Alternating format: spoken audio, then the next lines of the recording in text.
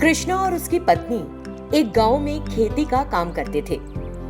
उनकी एक बेटी और एक बेटा था और वे समझदार हो चुके थे। कृष्णा को गांव में सभी पसंद करते थे। कृष्णा मिलनसार स्वभाव का था और कभी भी किसी से गलत बात नहीं कहता था। लेकिन पिछले 2 वर्षों में कृष्णा की फसल अच्छी नहीं हो रही थी। ईश्वर की कृपा से इस बार की फसल बेहतर हुई थी।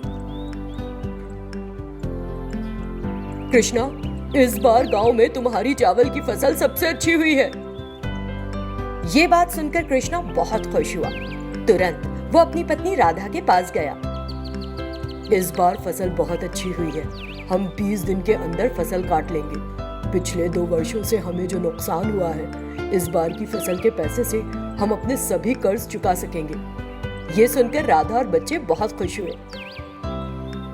अगर फसल अच्छी हुई तो हम अपने बच्चों का विवाह भी कर देंगे। वे आने वाले समय के लिए खुश थे। तभी सरकार के आदेश ने उनके लिए एक बड़ी समस्या पैदा कर दी। पूरे देश में कोरोना मामलों में वृद्धि के कारण लॉकडाउन की घोषणा कर दी गई। जनता को घर से बाहर निकलने की अनुमति नहीं थी और 2 दिन भारी बारिश हुई। कृष्णा बहुत डरा हुआ था क्योंकि फसल की कटाई के वक्त ऐसा हो रहा था।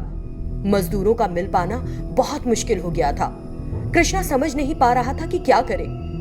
अगले 4 दिनों में कटाई नहीं हुई तो फसल बर्बाद हो सकती थी। लगता है इस बार भी हमारी लहलहाती फसल खराब हो जाएगी। हमें मजदूर नहीं मिल रहे हैं और धान की कटाई की मशीन के लिए हमें पैसों की जरूरत होगी। इसका मतलब है कि फिर से कर्ज लें। हे ईश्वर, इस साल भी हमारी स्थिति पिछले साल की तरह ही हो गई। लगभग 3 दिन बाद रामू मास्क पहनकर कृष्णा के घर आया। क्यों कृष्णा, फसलों की कटाई का क्या हुआ? इस साल भी हमने अपनी फसल खो दी रामू। मेरा समय बहुत खराब चल रहा है। हमें लॉकडाउन की वजह से मजदूर नहीं मिल पा रहे हैं और बारिश भी हो गई। कटाई के लिए मशीन का उपयोग करें, इतना पैसा नहीं है मेरे पास। ऐसे ही कर्ज में डूबा हूँ। चेहरे पर मुस्कान के साथ रामू ने कहा, मैं अब तक अपनी फसल काटने के लिए मशीन का इस्तेमाल करता रहा हूँ। मुझे तुम्हारी स्थिति का पता है, इसीलिए मैंने तुम्हारी फसल एक मशीन से काट भी ली। इस बार तुम्हारी फसल बहुत अच्छी हुई है। ये सुनकर कृष्ण हैरान रह गया। लेकिन मेरे पास पैसे नहीं है रामू। पैसा नहीं है तो कोई बात नहीं कृष्णा। पिछली बार जब मेरी फसलों में पानी की कमी पड़ी थी तो तुमने भी तो मुझे बोरिंग पंप से पानी देकर मेरी फसल बचाई थी। आपसी मदद से ही हम अपनी समस्याओं को हल कर सकते हैं, है ना? सिर्फ अपने लिए काम करने में वो मजा कहाँ। चलो तो आओ और अपनी कटी फसल के दर्शन तो कर लो। ये सुनकर उनका परिवार खुशी से झूम उठा। भैया, हम हमेशा आपकी इस मदद को याद रखेंगे। फिर सब लोग खेत गए। चावल का ढेर देखकर बहुत खुश हुए। हमारा लोगों के प्रति अच्छा व्यवहार किसी न किसी रूप में हमारा ही भला करता है। 8वें भाग में हमने देखा कि उस जादूगर की आत्मा एक भले शैतान में बदल गई और शैतानों के परिवार में शामिल हो गई। शेखर और चंद्रिका भी अपने घर वापस चले गए। उन्होंने कुछ दिन खुशी से बिताए। एक दिन शेखर को कुछ काम था और वो बाहर निकल गया। चंद्रिका घर पर अकेली थी और सोचने लगी। तभी उसे एक बुरा विचार आया और उसने शैतानों के मुखिया से बात करने की सोची। जब वो वहां पहुंची, शैतानों का मुखिया जादूगर से कह रहा था, यहाँ सभी को नामों से पुकारते हैं, केवल तुम्हारा कोई नाम नहीं है। इसीलिए मैं तुमको एक अच्छा नाम देना चाहूंगा। ठीक है चाचा, मुझे एक अच्छा नाम दे ताकि सब मुझे उस नाम से बुलाएं। इसी बीच चंद्रिका वहां पहुंची और शैतानों के मुखिया से कहा, मैं दूंगी अपने बड़े भाई को एक अच्छा सा नाम। बहन, अच्छा सा नाम दो। भाई, आज से तुम्हारा नाम है युवराज। सभी ने उस नाम को पसंद किया और चंद्रिका की सराहना की। और फिर शैतानों के मुखिया ने कहा, चंद्रिका, तुम यहाँ अकेली आई हो? शेखर साथ नहीं आया? नहीं, शेखर मेरे साथ नहीं आया। उसे किसी काम से बाहर जाना था। मुखिया जी, मैं यहाँ पर एक महत्वपूर्ण मामले पर बात करने आई थी। किस मामले पर? मुझे बताओ। कुछ सहमी हुई चंद्रिका ने कहा, मैं एक पूर्ण इंसान बनना चाहती हूँ।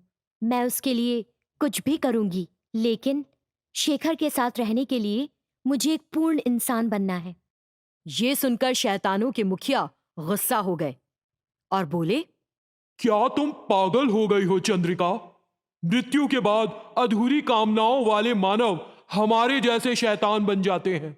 जो लोग संतुष्ट होकर मरते हैं वे मृत्यु के बाद किसी न किसी रूप में जीवन में लौट आते हैं। बात समझ आई?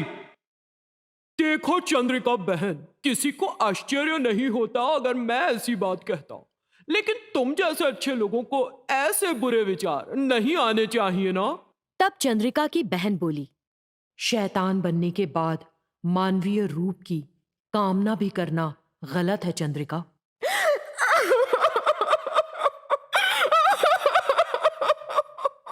तुम रो क्यों रही हो? क्या हुआ? देखिए, आपने जैसा सोचा मैं वैसी पूर्ण मानव नहीं बनना चाहती।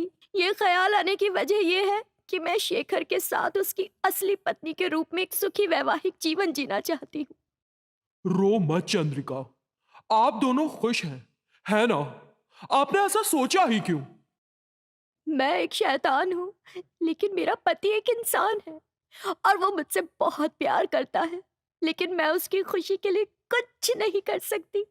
आप एक बार सोचिए, कोई व्यक्ति कितने समय तक इस तरह रह सकता है? इसीलिए मैंने ये फैसला किया। तुमने जो कहा वो सच है चंद्रिका, लेकिन तुम एक इंसान नहीं बन सकती।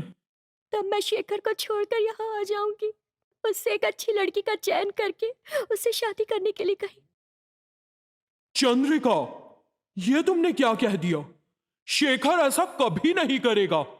वो किसी भी कीमत पर इसके लिए राजी नहीं होगा। वो आपसे बहुत प्यार करता है चंद्रिका। लेकिन चंद्रिका उनसे शेखर को राजी करने के लिए निवेदन करती ही रही।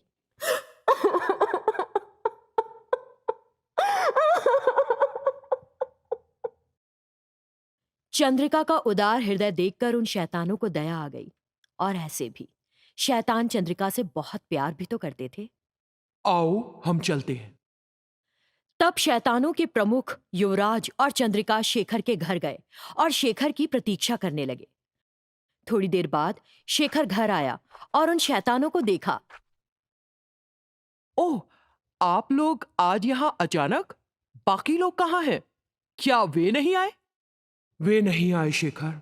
हम यहां आपसे एक महत्वपूर्ण मामले पर बात करने आए हैं। महत्वपूर्ण मामला? वो क्या है, बताइए। हम चाहते हैं कि आप एक अच्छी लड़की देखकर उससे शादी कर लें। क्या मतलब? मेरी शादी चंद्रिका से हो चुकी है। आप मुझे किसी और लड़की से दोबारा शादी करने के लिए क्यों कह रहे हैं? शेखर, चंद्रिका एक शैतान है और आप एक इंसान। जब हमने उस दिन उसे बाहर भेजा तो आपने उसकी मदद की बस, लेकिन वो आपकी पत्नी नहीं है। शैतान और इंसान का मेल नहीं है। लेकिन मैं उससे बहुत प्यार करता हूं। जब तक मैं जीवित हूं वही मेरी पत्नी रहेगी। मेरे फैसले में कोई बदलाव नहीं हुआ है। शेखर ने अपना फैसला सुनाया और वहां से चला गया। देखो चंद्रिका, शेखर दूसरी लड़की से शादी करने के लिए तैयार नहीं है। बस अब तुम इस बात को भूल जाओ और दोनों सुख से रहो।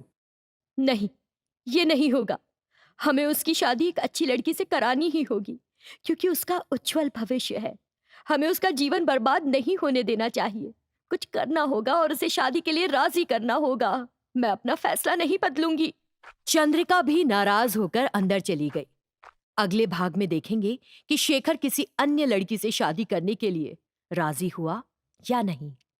नवे भाग में चंद्रिका ने शेखर की शादी किसी असल लड़की के साथ करने का फैसला किया, लेकिन शेखर इसके लिए राजी नहीं हुआ।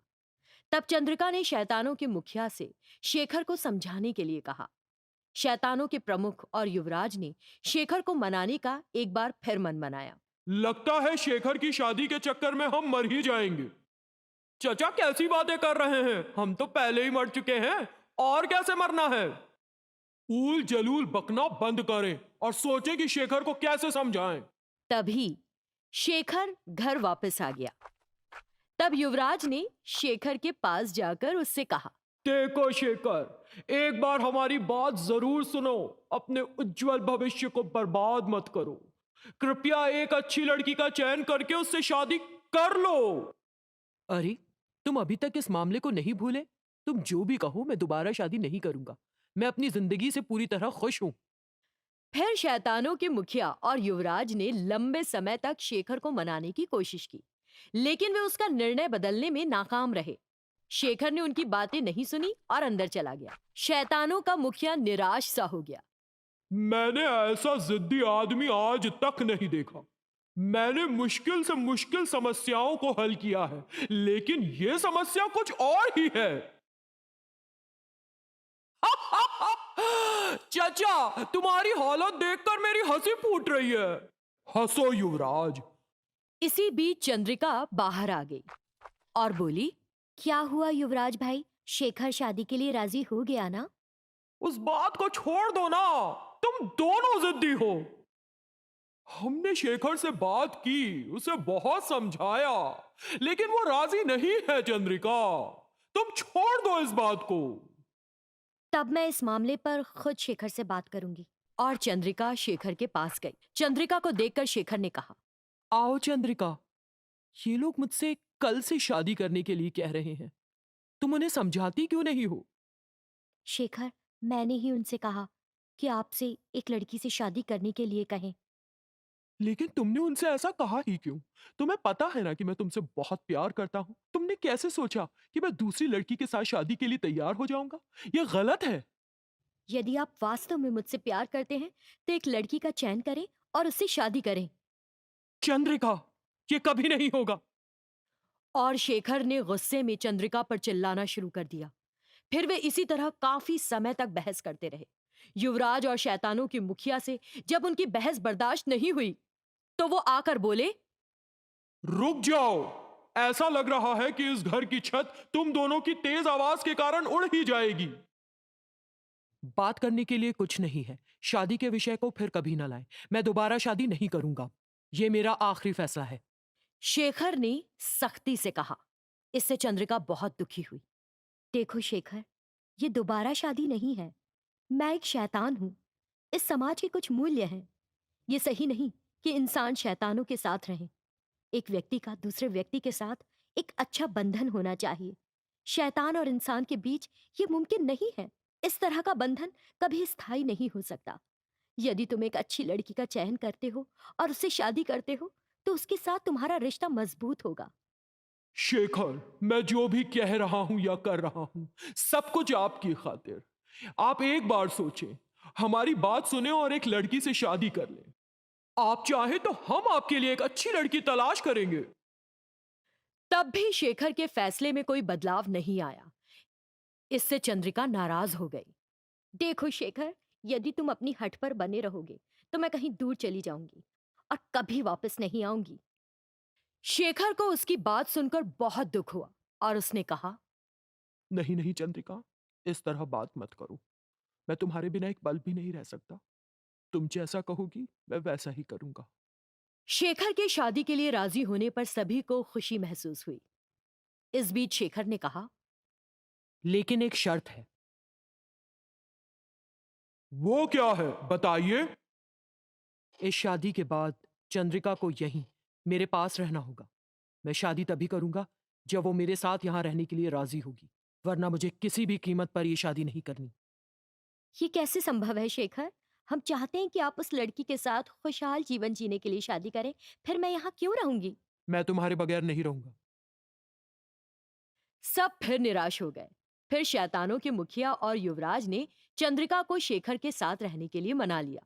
फिर उन्होंने दुल्हन की तलाश शुरू की। जब शैतानों का मुखिया और युवराज लड़की खोजने निकले तो रास्ते में उन्हें एक लड़की मिली जो रो रही थी। दोनों ने उस लड़की के पास जाने की सोची। वो लड़की कौन है और क्यों रो रही है, जानेंगे शैतान चंद्रिका के अगले भाग में।